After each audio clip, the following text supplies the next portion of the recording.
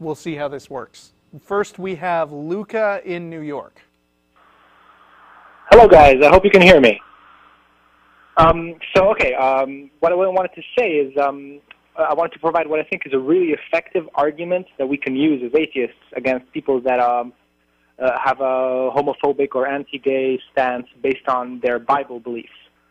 And basically, it starts by making them read John 13, which, as you guys probably know, it tells the story of how Jesus, in the middle of the Last Supper, gets up, takes all his clothes off, puts a towel around his waist, gets on his hands and knees, and washes the feet of 12 grown men, and then uses this towel that was around his genitals area to dry their feet. I mean, the only way he could have done it was by rubbing their feet around his groin. And obviously, the argument is not, hey, see, we've cherry-picked this little portion of the Bible that seems homoerotic or whatever, and therefore God is pro-gay. The argument is to say that it's just as absurd to cherry-pick that portion as it is absurd to cherry-pick, a portion of the Old Testament that says, the Bible is anti-gay or that homosexuality is an abomination. And that basically the Bible is so broad, there's so many authors, so many books, so many points of view, that you can make any argument and find some kind of portion of the Bible that supports that argument or the opposite of that argument, and therefore the whole thing is a meaningless endeavor. And yeah, I guess that's all I have to say about that, and hopefully it went through. Okay, thank you so much, guys. I'm a huge fan of your wonderful show. Thanks, Luca. Okay. Can they hear us now? Thanks for calling. We hope they can hear us now. Yeah, we got guys in the studio manually turning the volume up and down. Well, what do you think about that? I take your point about the about cherry picking the Bible. I don't think a religious person would. Yeah, I also don't think that a lot of cherry picking is necessary to find the explicitly anti-gay statements that are in the Bible. That is true. So I think that's maybe a bit of a stretch. Right, but I mean, like you always say, the Bible is the big book of multiple choice. It is, so, but there's other. There are verses in there which can be used to very strongly support abortion, for instance. Where are the parts of the Bible that can be used to very strongly support gay rights? Other than generic sort of be nice to people, kind of statements, right? There aren't really that many. Yeah, that's my that I know of. Okay. That went well. That went all right. What's next? Moving right along, we got, let's see, Beto in Tallahassee, Florida. Go. Hey, guys, can you hear me? Yes. Okay. Okay, great. I'm really glad that the last caller talked about that because I actually have a somewhat similar topic, only mine's more of a story. So I'm in college now, but last year I was in high school. And we had an extremely heavy Christian presence in the drama program.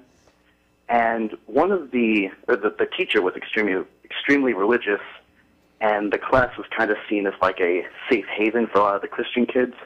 One of the problems we had towards the end of the year was one of the openly gay, at the time, drama students was, he had just come out to everyone in that class.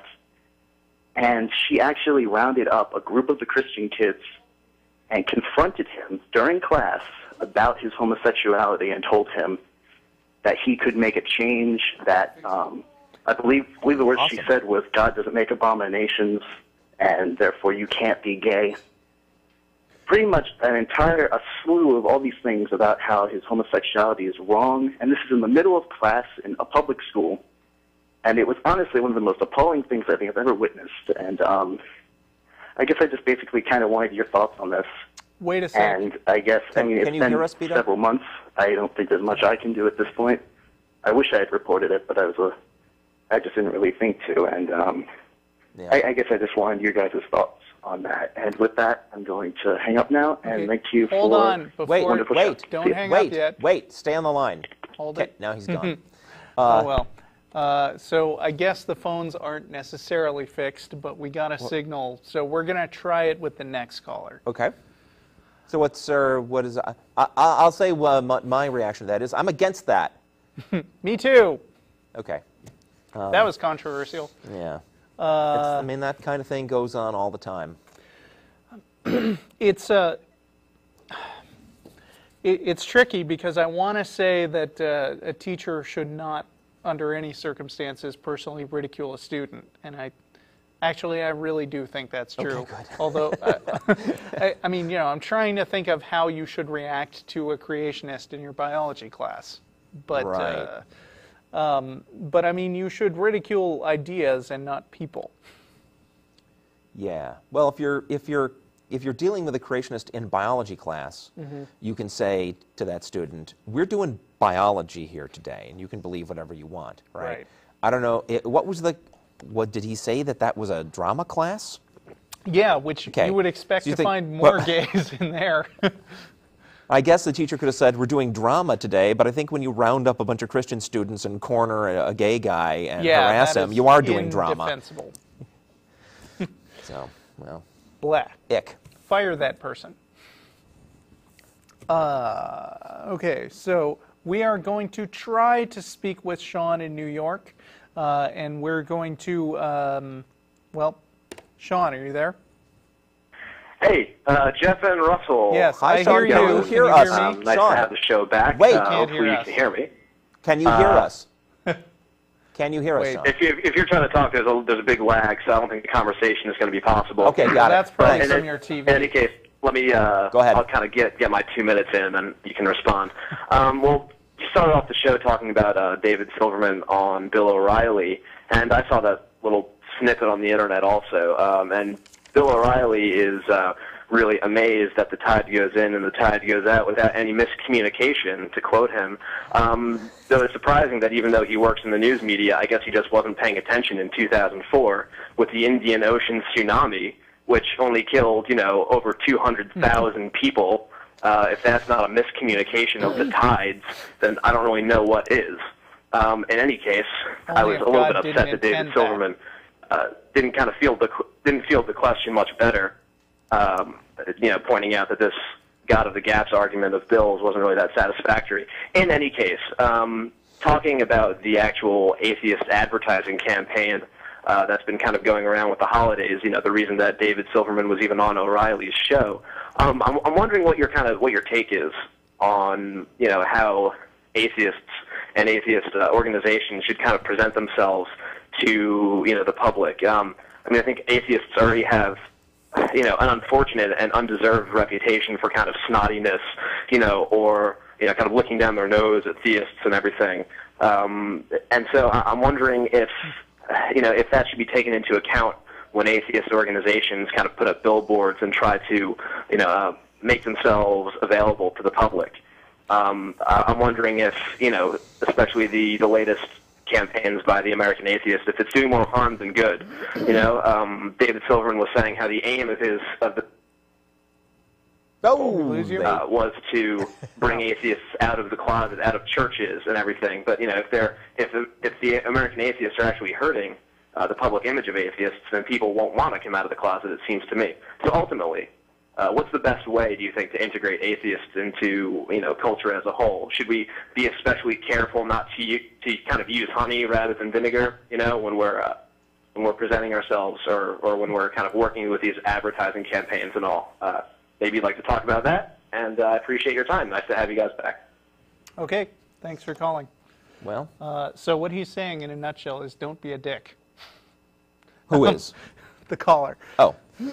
I think the caller was asking us what we thought. Well, actually, I brought up a pretty relevant article, I think, by Greta Christina, who is a prominent atheist blogger that she wrote earlier this week. You can follow along if you look up "Why Are Believers So Hostile Toward Atheists" by Greta Christina.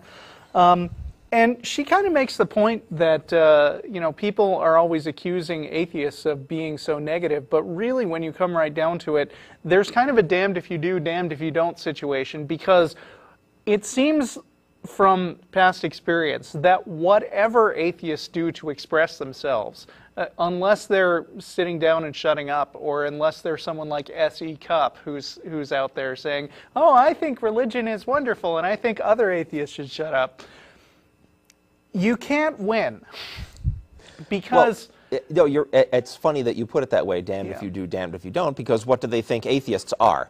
well, damn. Well, so yeah. then, once we've reached that point, it doesn't matter what you say anymore. But yeah, you're right. I mean, if atheists who you know, publicly state any disagreement with religion whatsoever are immediately labeled, you know, hostile, shrill, strident, whatever, you know, the term of the moment is. Right. Now, and that's then so, you know, to me the issue with and I talked about this earlier. Maybe our caller didn't hear, but my issue with the American Atheist billboard is not that it's shrill or strident, but that it is it implies something that is factually not supportable, and that to me is the issue. I mean, after that, I think anybody who's watched the show and seen me on here before knows that I don't much mind getting a little aggressive about it. But you know, that's only justified if you can in fact defend your position. Yeah. Now, in this article of Greta Christina's, she brought up Elizabeth Edwards, who recently died of her cancer. And Elizabeth Edwards, when she died, issued a farewell statement where she was basically talking about the hope and meaning that she found in her life through her family and I guess her public works that she did. And a bunch of right-wing fundamentalists got mad that she didn't talk enough about God in that one. So this Donald Douglas guy comes up and says, clearly Elizabeth Edwards wants to put her faith in something, be it hope or strength or anything, but not God. I wonder if it's just bitterness that she's been forsaken by more than just her estranged husband, that she's been forsaken by him. Right. And imagine if she'd become the first lady, and then it goes off. She's accused of being shrill and strident against Christianity when she was absolutely not. Yeah. So the problem is, and she touches on this at the end of the article, Christianity is based on the assertion that there is only one way to peace and happiness and living forever, which is Jesus Christ. And if there is any other alternative, if you can be happy and content with your life without being, without believing in their invisible man in the sky, then to some extent, the basic message is a lie. Right. They think then you are attacking what really is the only one way you can actually do that. Exactly. Yeah. So, by the way, that is a threat. I just want to mention for our previous caller that tsunamis are really a separate mechanism from tides. That's true. That's like is it earthquake activity under the oceans? It's not caused. It has nothing to do with the mechanism we call tides. It's a separate except thing. that to someone like Bill O'Reilly, who, you know, it's to somebody like Bill O'Reilly, he thinks the tide was on purpose. That was a perfect, you know, carrying out of God's plan to destroy a bunch of people for whatever sins he thought that they were committing there. Absolutely. And I do want to say something in defense of Dave Silverman, since a lot of people are picking on him for not having come up with, you know, you idiot, it's the moon. Well, that would have been shrill and strident. It would have been, yeah. But, I mean, you know, being on TV a lot with hostile people already talking to us, and not even someone as nakedly hostile as Bill O'Reilly most of the time, it's hard to come up with stuff off the cuff. And, you know, there's a lot of that syndrome where you think of the perfect insult an hour after the party's over. Yeah. That happens all the time. I guess that's all I have to say about that. All right. Let's go on to Keith in Flemington, New Jersey. Go. Hi, how are you? I hope you guys can hear me. I can hear you. Can you hear me? I really want to thank you guys for everything. I think that now that I listen to your show and a lot of other atheists or agnostics out there, I feel like I'm actually talking to intellectuals rather than people that are just proclaiming faith, myth, whatever you want to call it. So I just want to, first of all, thank you for that. It's opened up a whole other world for me, and a very interesting world at that. The one thing I have to ask you guys that I find very compelling is the fact of the a lot of the out-of-body experience.